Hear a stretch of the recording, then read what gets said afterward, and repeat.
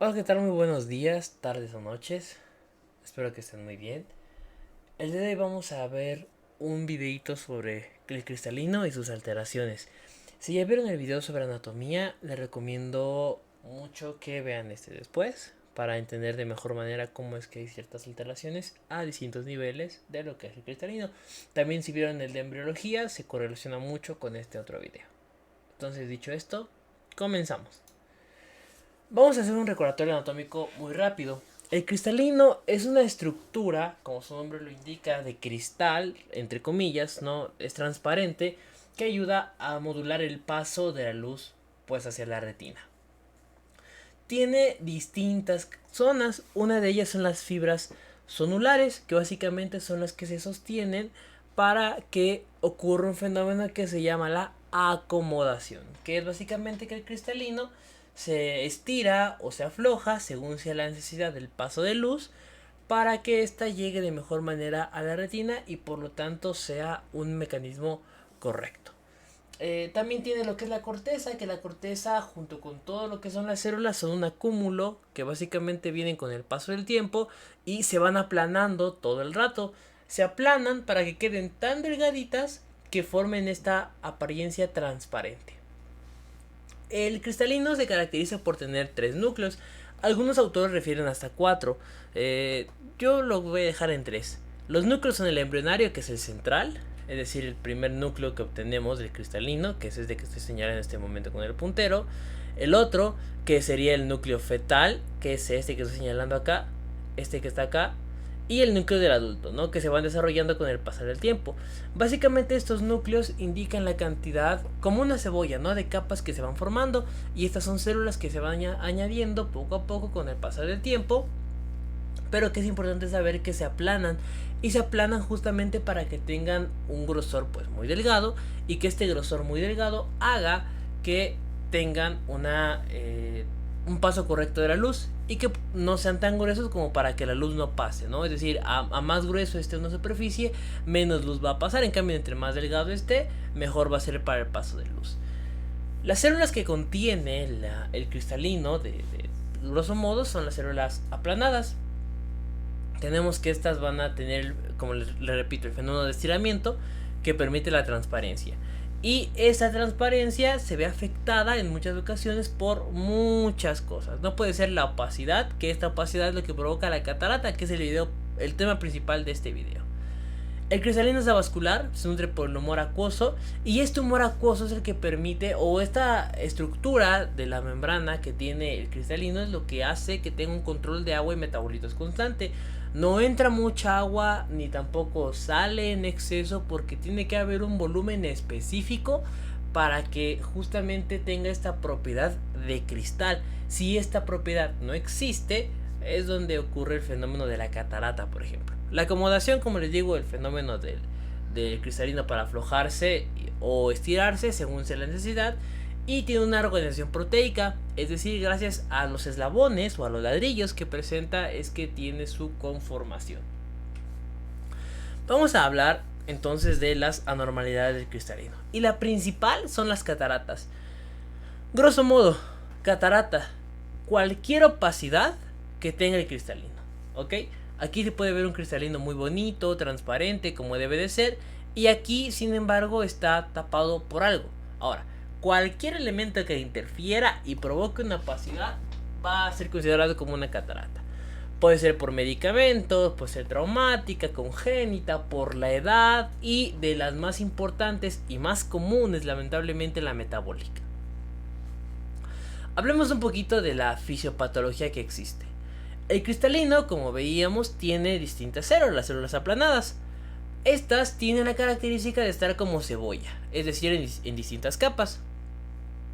Se comunican entre sí gracias a uniones intercelulares, y estas uniones permiten que exista lo que se llama barrera hidrofóbica, es decir, hace que sea de cierta manera semipermeable al agua, pero que no pase de forma indiscreta y que no pase de forma acelerada, ¿no?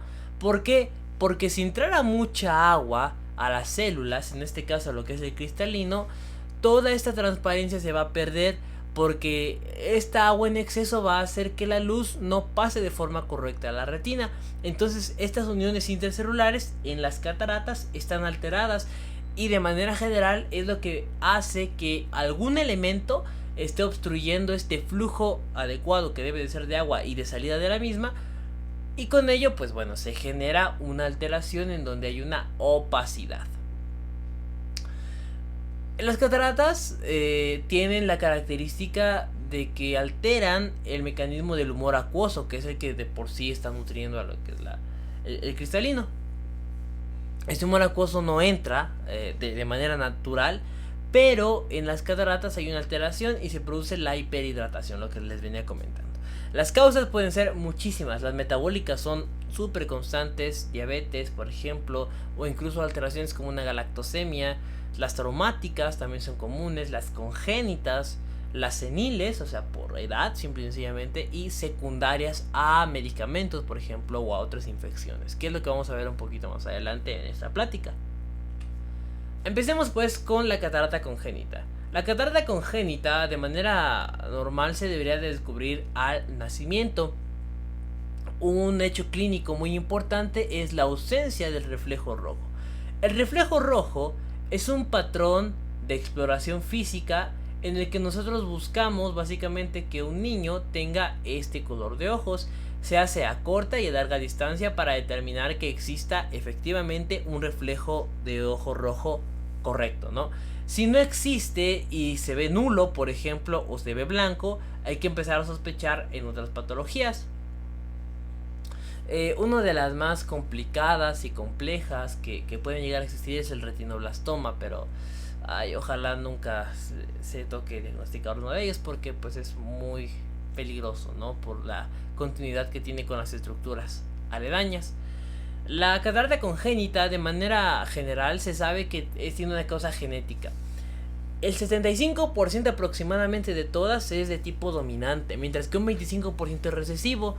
Se sabe que está ligada al cromosoma X, pero que también puede ocurrir por infecciones, el síndrome Torch, ¿no? Toxoplasmosis, etc. Y que también está relacionada con la hiper o la hipocalcemia, trastornos metabólicos que ocurren incluso en niños recién nacidos, ¿no? Por algún déficit de alguna enzima, de alguna proteína transportadora, o de cualquier otra situación que genere que no pueda tener un mecanismo correcto del calcio, ocurre esta catarata congénita. Otro defecto muy común es por galactosemia, que tiene déficit de distintas enzimas. Esto de manera general, para no hacer tan largo el video, porque la fitopatología de la galactosemia es demasiado grande, tenemos que eleva a la galactosa, y la galactosa se transforma en galactitol. Esta promueve una entrada masiva de agua.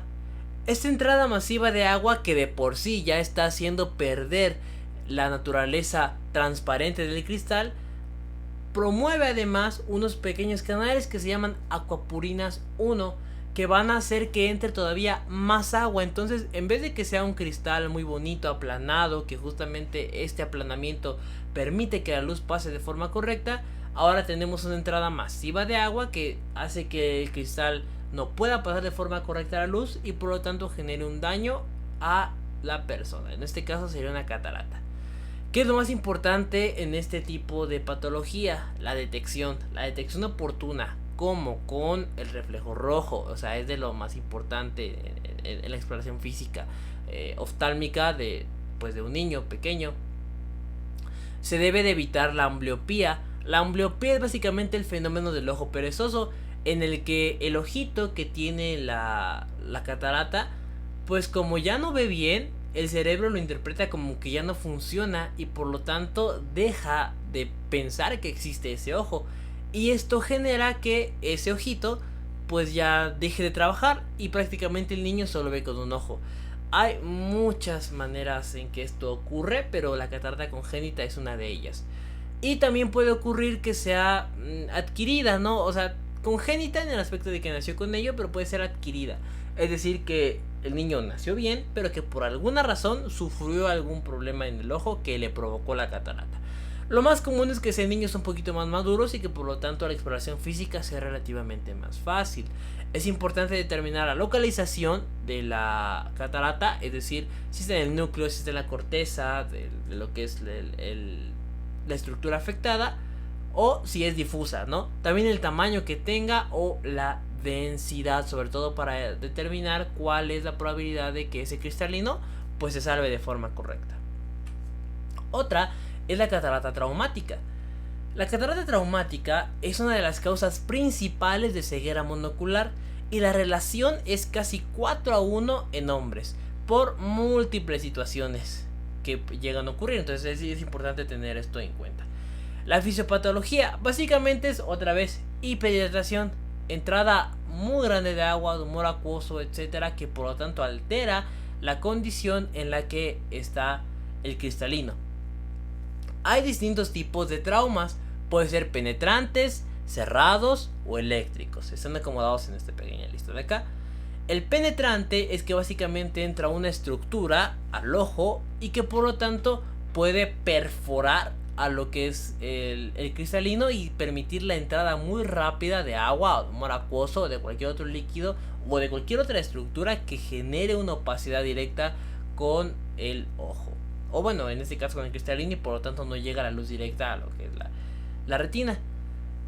Puede ser una catarata zonular, es decir, a nivel de la zónula, o total, ¿no? Que es por este trauma enorme.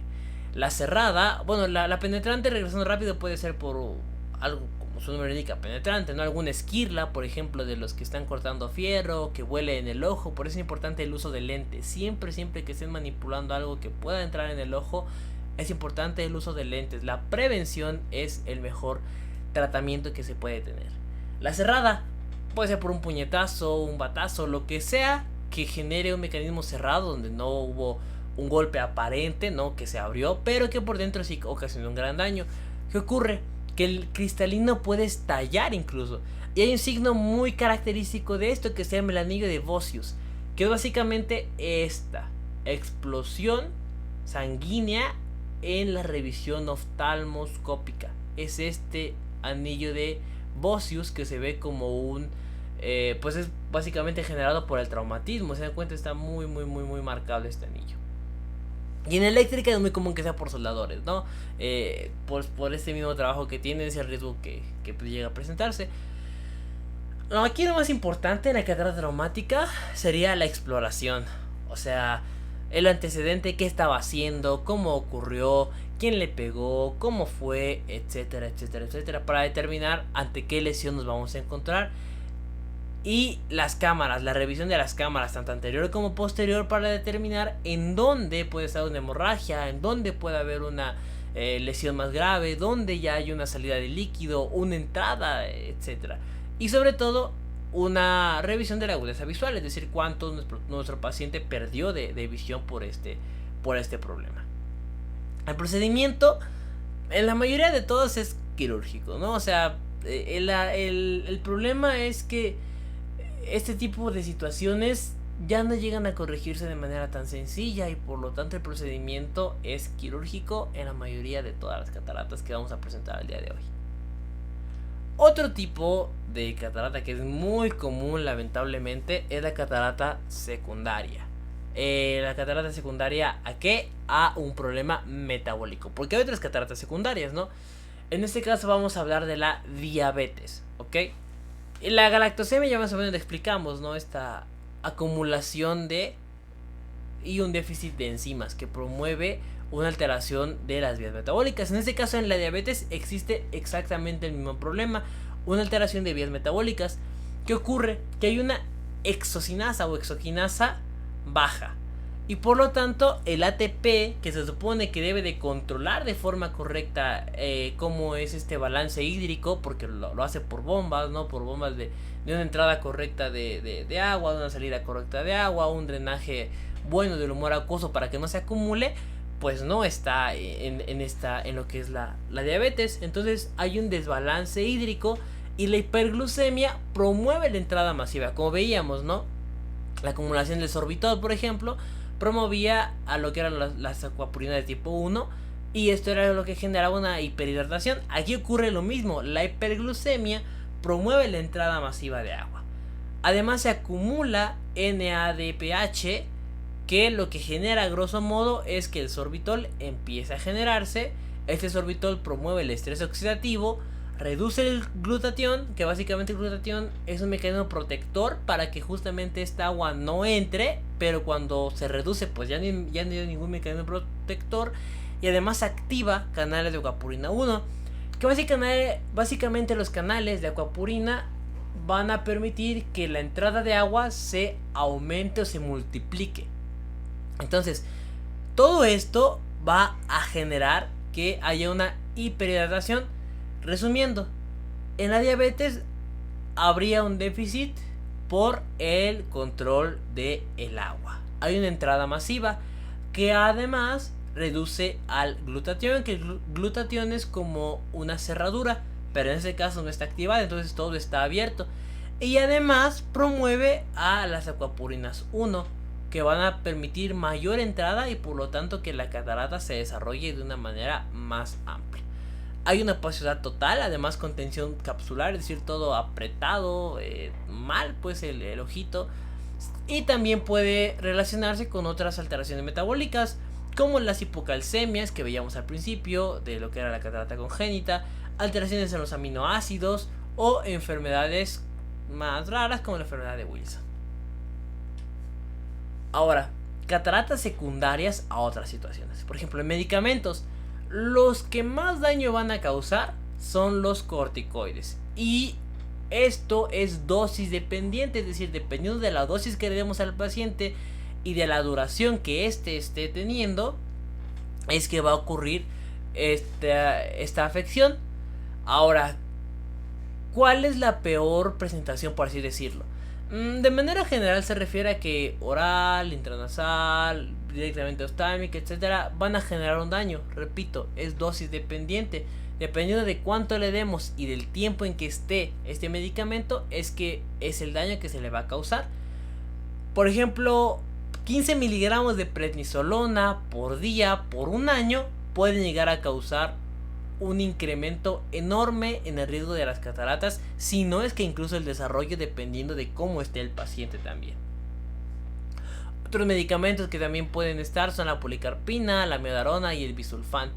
Y sobre todo se dice que la fisiopatología, porque pues bueno, todavía cuesta un poco la demostración en general de las cataratas, pero bueno, en el caso de por medicamentos en los corticoides es básicamente por un error en la comunicación intercelular, específicamente por una expresión alterada de las integrinas, y que por lo tanto estas proteínas de adhesión, de comunicación, generan que exista un mecanismo de daño mucho mayor. Y por lo tanto pues estos mecanismos que ya habíamos visto, de una regulación del humor acuoso, de la entrada de agua, que generan una opacidad en lo que es el cristalino.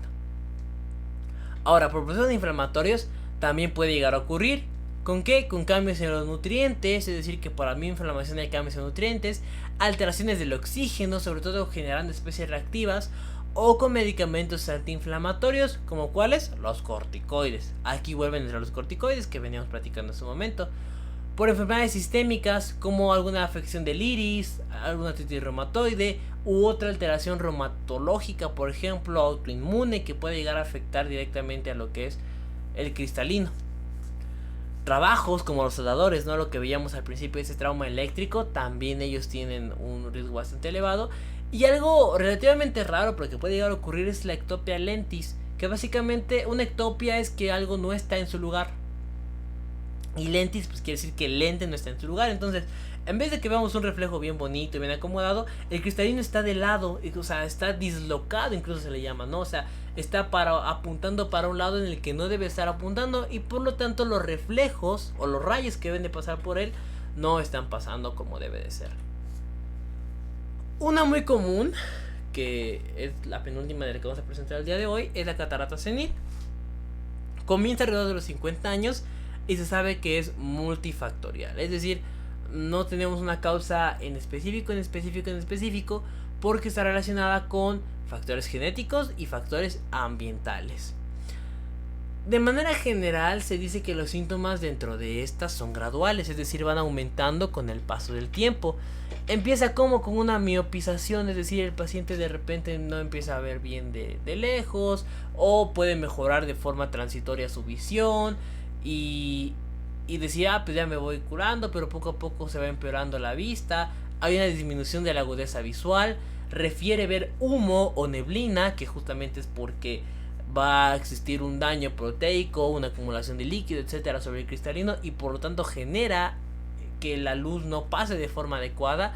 Y hay una disminución de reflejo rojo. Se ve de cierta manera una leucocoria, que es una exploración donde se ve un reflejo blanco.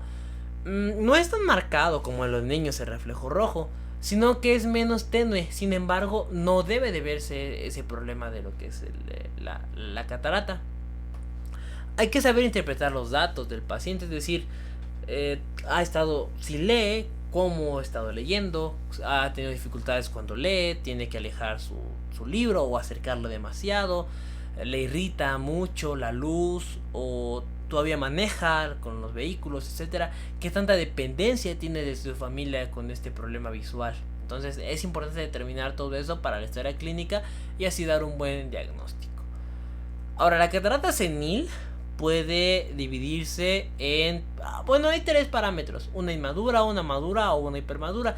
La inmadura no la quise meter porque básicamente refiere que la luz todavía pasa. Es decir, en la catarata inmadura ya hay un error proteico de acumulación de cualquier material que esté generando que no pase la luz, pero de cierta manera todavía hay un porcentaje de luz que sí logra pasar. La catarata madura es cuando ya toda la sustancia está opaca. Y la hipermadura es cuando lleva una liquefacción proteica, es decir, ya está todo liquefacto el pobre cristalino y por lo tanto ya el paso de luz es bajísimo, ¿no? Por decir que es imposible. Recordando un poquito la fisiopatología, que es la entrada de agua o de humor acuoso, aquí puede haber un aumento de presión intraocular. Cuando hay un aumento por una entrada rápida dentro del cristalino, se conoce como un glaucoma facolítico, que es lo que llega a ocurrir en la catarata senil. Y bueno, como último punto, vamos a hablar del síndrome de pseudoexfoliación. Básicamente una exfoliación, así de manera general, pues es quitarte piel muerta, ¿no? Algo muy básico o coloquial, como se conoce la exfoliación. En este caso va a ser un exceso de material fibrilar que pues está en el ojo. Es una acumulación de sustancia blanquecina, tal y como se ve en esta imagen, que sobre todo se va a presentar en estructuras como, en varias partes del cuerpo, ¿no? Pero adentrarnos al ojo, en la córnea, el cristalino, que es lo que estamos observando en este video justamente, iris, la zónula, el cuerpo ciliar y la malla trabecular. Al igual que la catarata senil, hay un mecanismo multifactorial por el cual ocurre. Sin embargo, se ha visto que puede haber algún polimorfismo en ciertas estructuras como el OXL1. Y si hacemos un examen histológico, que vamos a encontrar glucoproteínas, proteoglucanos, fibronectina y fibrilina 1. Se dan cuenta, puro material fibrilar que nos hace pensar justamente en que hay una acumulación por sobreproducción de estos. Y que por lo tanto esto genera una opacidad directa en el cristalino que evita que pase la luz, pues porque el cristalino debe ser transparente y en este caso no lo es porque hay un material de tipo fibrilar sobre el mismo. La clínica o una rigidez ocular, pues justamente tenemos unas glucoproteínas, proteoglucanos, por ejemplo, que generan fibras directas sobre el ojo, entonces ya no se puede mover tan bien. Hay una menor dilatación por lo mismo. Y la acumulación del humor acuoso. Volvemos a la misma fisiopatología de la catarata. Puede ocurrir una subluxación del cristalino, es decir, que el cristalino ya no esté acoplado con lo que es el cuerpo ciliar y por lo tanto esté doblado, esté hacia un lado, ya está desacomodado de su posición original. Y las complicaciones que pueden llegar a ocurrir es que ocurran, por la redundancia, que llegue a presentarse una barrera ocular, que básicamente quiere decir que haya ya una dificultad enorme para el paso de luz dentro del mismo, o que las complicaciones sean quirúrgicas, o sea, ya al momento de la exploración, del tratamiento, de cualquier otra situación que se presente, hay un daño directo sobre el ojo que ya no es posible volver a retomarlo o intentar corregirlo en muchas ocasiones. Por eso es importante que haya un diagnóstico correcto del mismo, y estos son los principios básicos sobre las cataratas. Y bueno, si les gustó el video, no olviden darle like, suscribirse, compartirlo y dejar un comentario bonito. La verdad es que ha crecido mucho el canal en los últimos meses. No pensé que fuera a llegar a tanto, pero pues creció bastante, así que estoy muy contento por lo que ha venido pasando. Sin más, los dejo y los invito a ver los otros videos. Así que muchas gracias por haber visto este video y hasta la próxima.